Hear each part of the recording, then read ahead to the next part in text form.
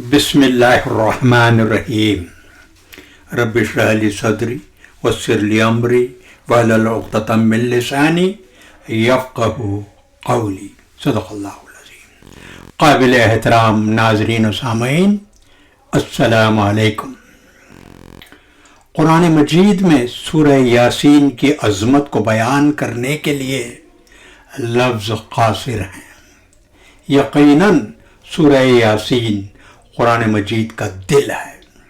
سورہ فاتحہ کے بعد سب سے زیادہ تلاوت کیے جانے والا سورہ مبارکہ بھی یہی ہے۔ مگر ناظرین و سامعین، کیا ہم نے کبھی اس بات پر غور و خوض کیا ہے کہ اس میں کتنی نعمتیں پنہاں ہیں؟ آئیے بالکل سنجیدہ ہو کر اس سورہ مبارکہ کی عظمت، اس کی حکمت کو سمجھنے کی کوشش کرتے ہیں۔ سورہ یاسین کے آیات کس قدر دلنشین انداز میں مومنین کے قلوب میں رسوخ کرتے ہیں۔ بے شک یہ قرآن پاک کا قلب قرآن ہے اور اس کی عمیق حکمت لا تعداد روحوں کے راستوں کو منور کرتی چلی آ رہی ہے۔ ذرا اس کے باجلال آغاز پر غور فرمائیے، جو یاسین کی پرشکوہ تصدیق سے ہوتا ہے۔ ان دو پر اسرار حروف میں معانی کا ایک جہان پوشیدہ ہے، ایک لطیف مگر قوی اعلان اس اعلی حقیقت کا جو بعد کی آیات میں آشکار ہوتی ہیں۔ جیسے جیسے داستان آگے بڑھتی ہے، اللہ کے رسولوں کی غیر متزلزل استقامت سامنے آتی ہے، جو ان لوگوں کے مصائب اور فتوحات کا ایک لازوال ثبوت ہے جو پیغام ربانی کے حامل ہیں۔ اور کون ہے جو جنت کے واضح تصور سے متاثر ہوئے بغیر رہ سکے، جو نیکوکاروں کی ابدی جائے پناہ ہے۔ سرسبز باغات، بہتی ندیاں اور دائمی مسرت کی شیریں چھاؤں کا منظر ناقابل تصور سکون کی تصویر کشی کرتا ہے۔ اس کے برعکس روگردانی کرنے والوں کے لیے منتظر نتائج کی سخت تنبیہات ہمیں ہدایت ربانی پر توجہ دینے کی اہمیت کی ایک قوی یاد دہانی کراتی ہیں۔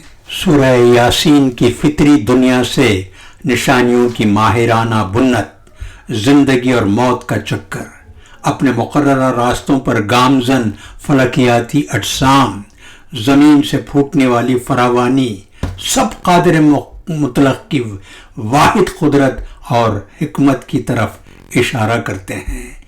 یہ آیات بینات، یہ واضح نشانیاں غور و فکر کی دعوت دیتی ہیں اور تخلیق کے پیچیدہ تانے بانے کی ہماری سمجھ کو گہرا کرتی ہیں۔ قیامت کے دن، حشر اور حتمی حساب و کتاب سے متعلق اختتامی آیات ہمارے اندر جواب دہی کا ایک گہرا احساس بیدار کرتی ہیں۔ سور پھونکنے اور تمام روحوں کو اپنے رب کے حضور جمع ہونے کی تصویر کشی اس دنیاوی زندگی میں خود احتسابی اور نیک عمل کی ایک طاقتور پکار ہے۔ تو ناظرین کرام، یقیناً سورہ یاسین روحانی غذا کا ایک گنجینہ ہے۔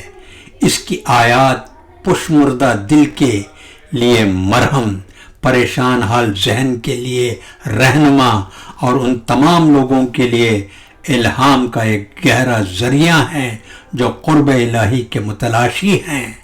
اس کی تلاوت سکون لاتی ہے، اس کا تدبر حکمت عطا کرتا ہے اور اس کا پیغام ہمارے وجود کے جوہر کو مضبوط کرتا ہے۔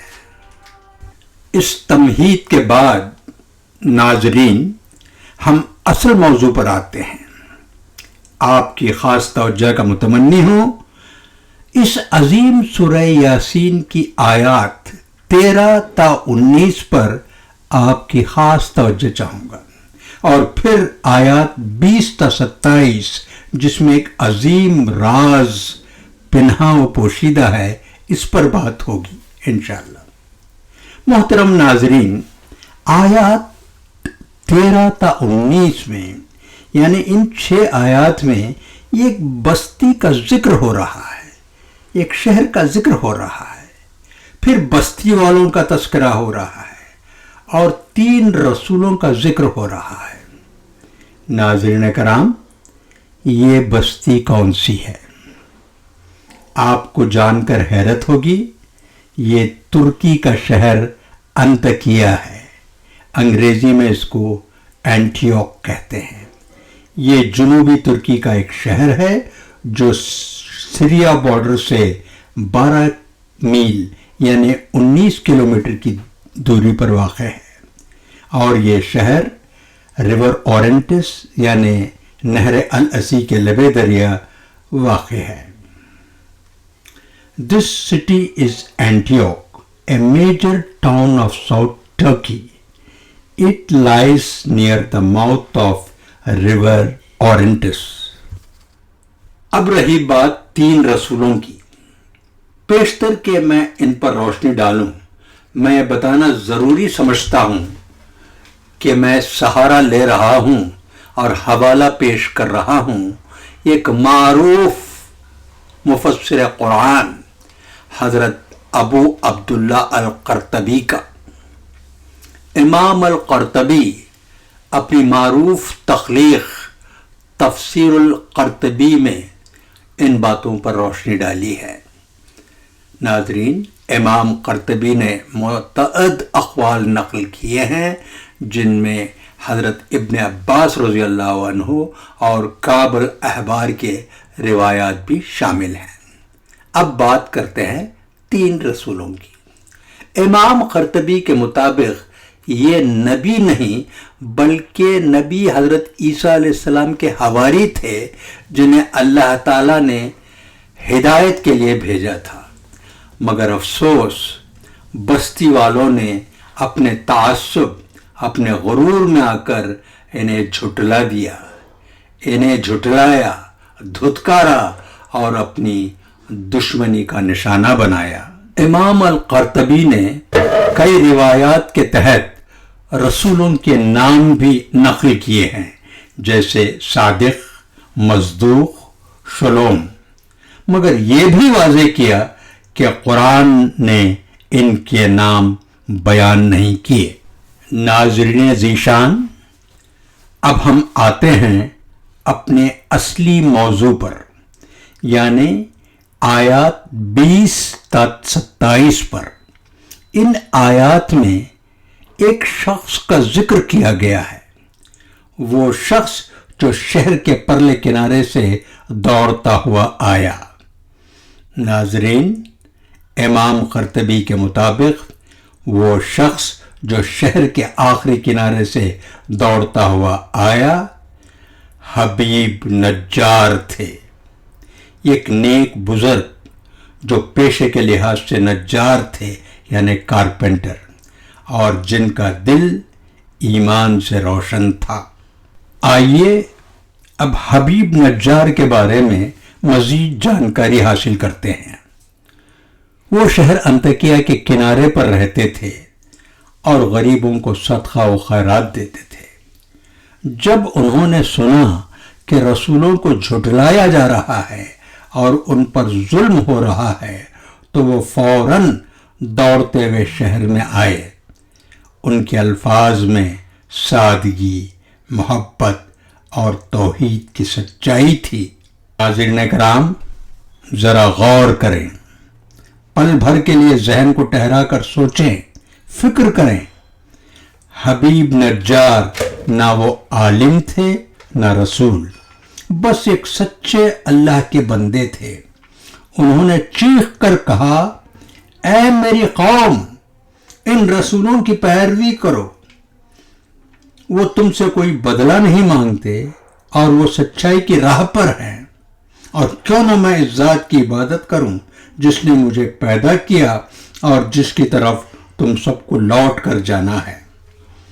مگر بستی والوں کے دل پتھر ہو چکے تھے۔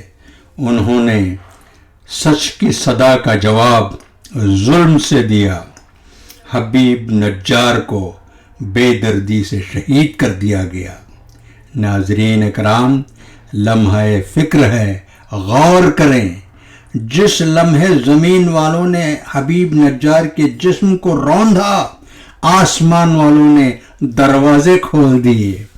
رب العالمین نے فرمایا داخل ہو جا جنت میں.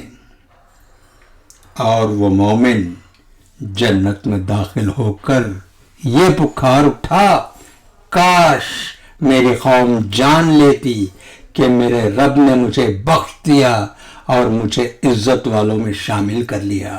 اللہ اکبر.